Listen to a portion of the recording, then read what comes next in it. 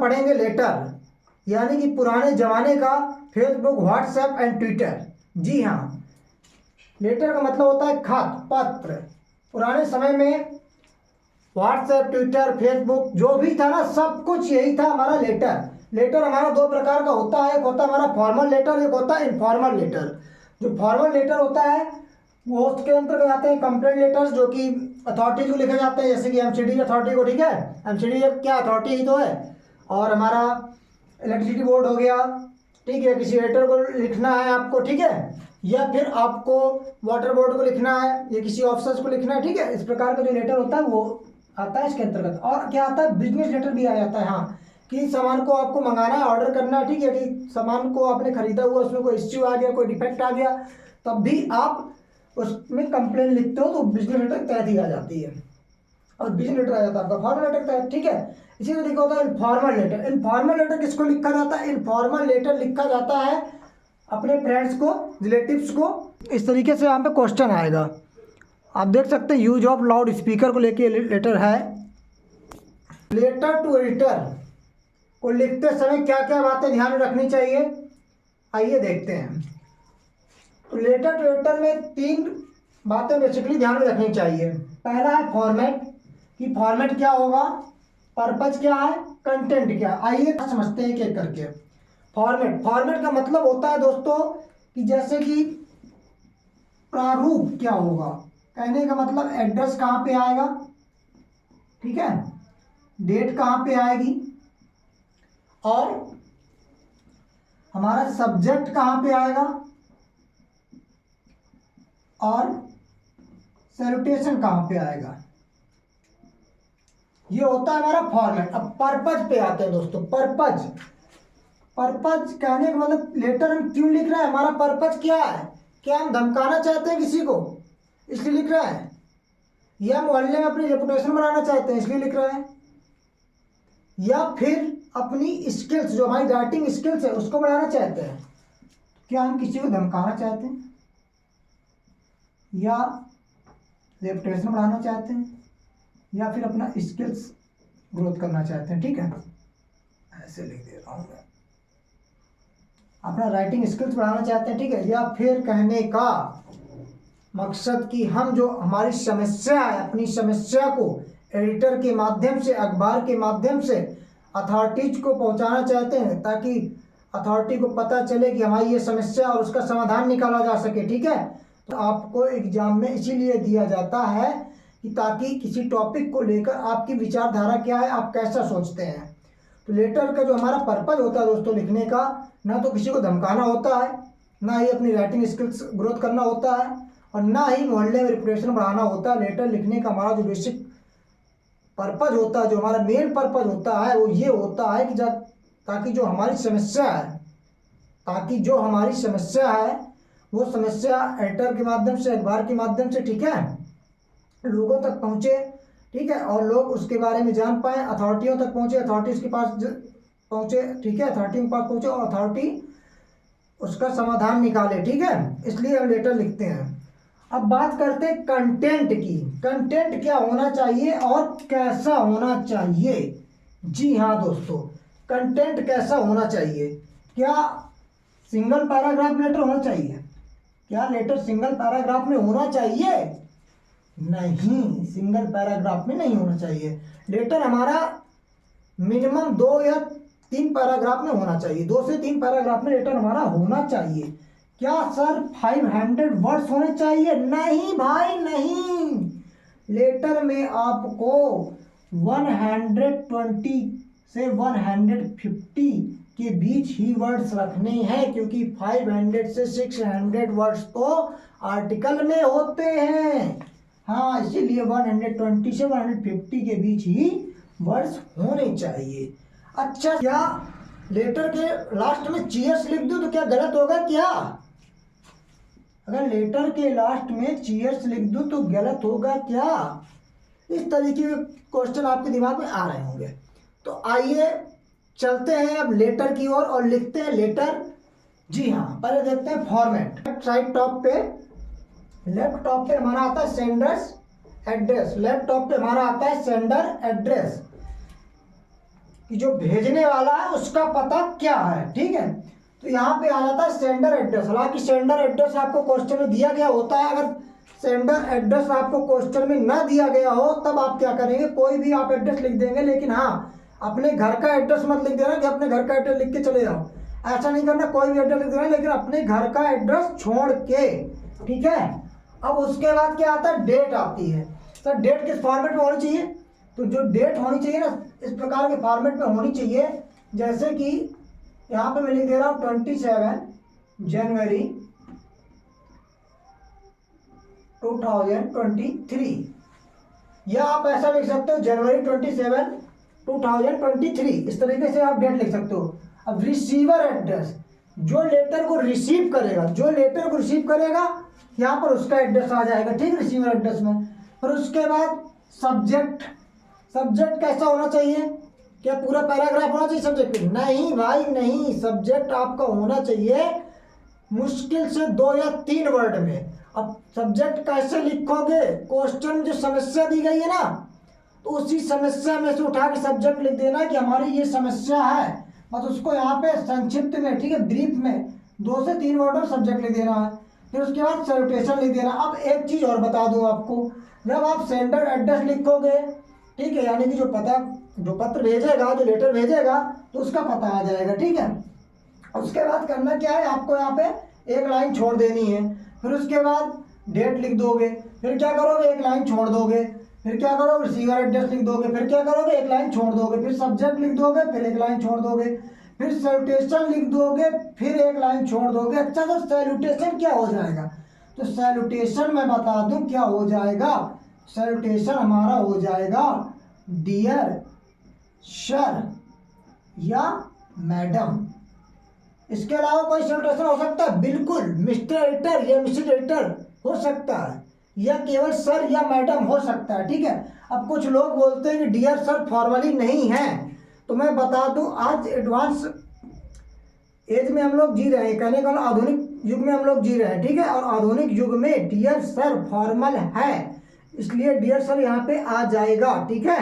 तो इस भ्रम में नहीं रहना कि डियर सर फॉर्मल नहीं होता, ठीक है।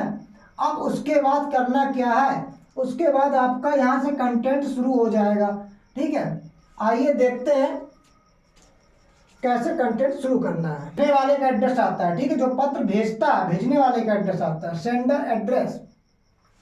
तो यहाँ पे सेंडर एड्रेस आप कुछ भी लिख सकते हैं, हालांकि सेंडर एड्रेस आप क्वेश्चन में दिया जाता है, अगर ना दिया जाए तो आप कोई भी एड्रेस लिख देना, लेकिन अपने घर का एड्रेस मत लिखना, ठीक है। तो यहाँ पे मैंने लिख रखा है 18B, ठीक है, श्रद्धा विहार आगरा।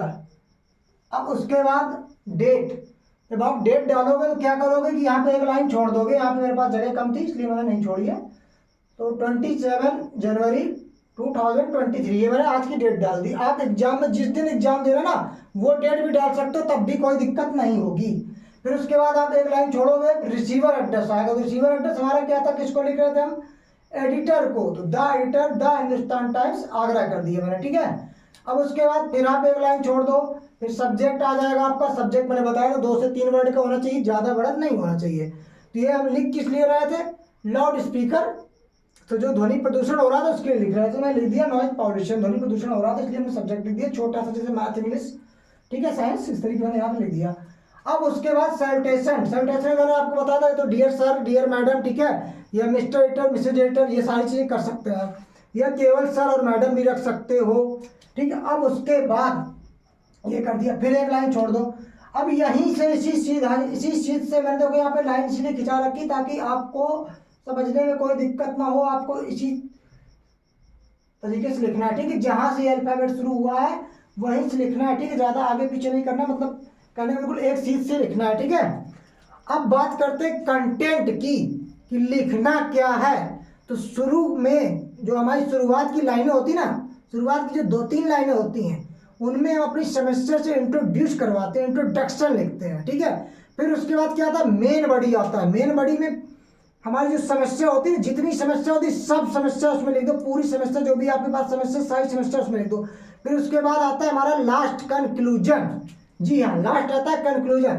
कंक्लूजन में ये लिखा जाता है कि होप करता हूँ, आशा करता हूँ, ठीक है, कि आप मतलब प्रकाशित करेंगे, ठीक है, ऐसा लिख देते हैं।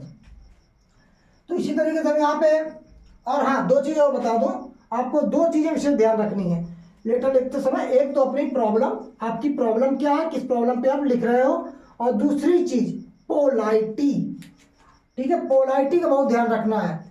क्योंकि अगर मैं कह दूँ नहीं भाई मेरा एडिटर साहब मेरा लेटर छपना चाहिए, पब्लिश होना चाहिए, अन्यथा आज के बाद आपका कल से अखबार बंद, तो ऐसे भाई वो काम नहीं करेगा।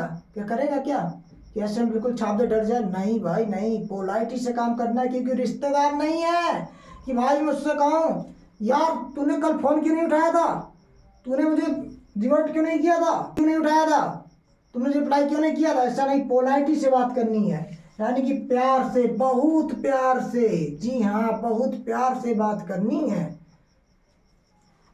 क्योंकि हम उनके माध्यम से काम कराना चाह रहे हैं, ठीक है, अपना लेटर पब्लिश कराना चाह रहे हैं, ताकि जो हमारा लेटर है, हमारी जो समस्या है वो लोगों तक पहुंचे, अथॉरिटी तक पहुंचे, ताकि उसका समाधान निकाला जा सके। जैसे कि मैं कोरोना का ही एग्जाम्पल ले लूँ, मान के चलो कि आजकल लोग मास्क नहीं लगा रहे हैं, ठीक है, तो मैं क्या करता हूँ, कोरोना का एग्जाम्पल ले लेता हूँ। तो मैंने कोरोना को लेके लेटर लिखा एडिटर को कि ये समस्या है, लोग मास्क नहीं लगा रहे हैं, लोगों को मास्क लगाना चाहिए, और अपने सुझाव भी दे सकता हूँ, ठीक है। तो हम इसलिए लेटर लिखते हैं ताकि जो हमारी समस्या है वो अथॉरिटी तक पहुँचे, लोगों को पता चले, ठीक है, ताकि उसका निष्कर्ष निकाला जा सके। तो आप देख सकते हैं यहाँ की शुरुआत की लाइनों में इंट्रोडक्शन लिखा गया, फिर उसके बाद मेन बड़ी क्या क्या समस्याएं हो रही, जो इतनी सारी समस्याएं थी, देखो समस्याएं भी यहाँ शुरू है। अर्ली इन द मॉर्निंग, आप यहाँ पे देख सकते हैं, early in the morning the temples start blurring out religious songs, ठीक, इस तरह की जो भी आपकी समस्या है। दे एडवांस द शॉपकीपर्स, ठीक है, do not want to remain behind, they start pop music in full sound, ठीक है, the patients can not rest peacefully, the students can not focus on study, there should be some restrictions and time limit on the use of loudspeakers, anyone violating the rules should be fined heavily, और yours truly। अच्छा ये बताओ यहाँ पे जो last में आया yours truly जो आया है, तो क्या यहाँ पे अपॉस्ट्रोफी आना चाहिए इस तरीके से, इस तरीके से क्या अपॉस्ट्रोफी लगा के सही है क्या, इस तरीके से? नहीं भाई, ये सही नहीं है, ये सही नहीं है, ग्रामेटिकली सही नहीं है ये, ठीक है। हाँ, तो ऐसा नहीं करना है, आपका जो प्रॉपर फॉर्मेट है, मैं साइड हो जाता हूँ, आप एक बार इसको देख लो और अच्छे से लिख लो। लिखा है 18B, Shraddha Vihar Agra, 27 January 2023, the editor the Hindustan Times Agra, subject noise pollution, dear sir madam, through the columns of your esteemed paper I would like to draw your attention of everyone to sound pollution in our locality. Early in the morning, the temples start blaring out religious songs. As the day advances, the shopkeepers do not want to remain behind. They start pop music in full sound. The patients cannot rest peacefully. The students cannot focus on study. There should be some restrictions and time limit on the use of loudspeakers. Anyone violating the rules should be fined heavily. फिर उसके बाद दोस्तों लिख देंगे, अपना नाम लिख देना, जो भी लेटर लिखेगा उसका नाम लिख देना, ना कि ये नाम क्वेश्चन में दिया होता है। अगर नहीं दिया वो है तो आप क्या करोगे, अगर क्वेश्चन में नहीं दिया है तो आप क्या करोगे, यहाँ पे XYZ लिख देना, ठीक है। जहाँ मैंने यहाँ पे नाम लिख रखा संतोष तिवारी, ताकि ये क्वेश्चन में दिया गया था, और क्वेश्चन तो आपको स्क्रीन में दिख ही रहा है कैसा था, ठीक है। तो उम्मीद करता हूँ दोस्तों वीडियो अच्छा लगा होगा। अगर वीडियो अच्छा लगा है तो जल्दी से वीडियो को लाइक कर दो, चैनल को सब्सक्राइब कर दो।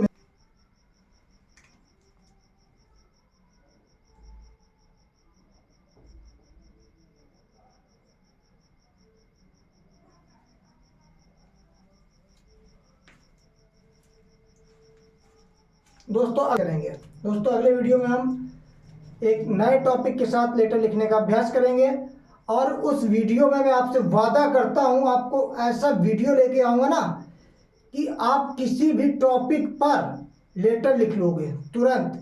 जी हाँ, कॉमन लाइंस लेके आने वाला हूं। आप जल्दी से वीडियो को लाइक कर दो, चैनल को सब्सक्राइब कर दो, और हाँ बेल आइकॉन दबाना बिल्कुल ना भूलना, कि ताकि जब भी मैं कोई वीडियो अपलोड करूं तो आपके पास तुरंत नोटिफिकेशन पहुंचे और आप उसको देख पाएं। जी हाँ,